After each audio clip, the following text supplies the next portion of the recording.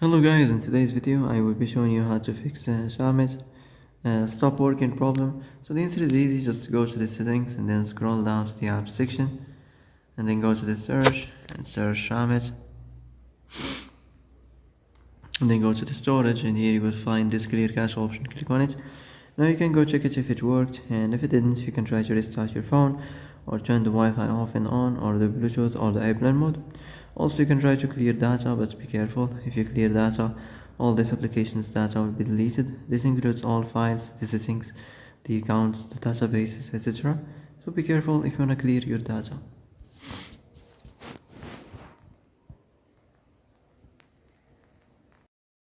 And that's it for today's video. I hope this is the answer you've been looking for. If you like this video, don't forget to like and subscribe, and see you in the next video. Thanks for watching.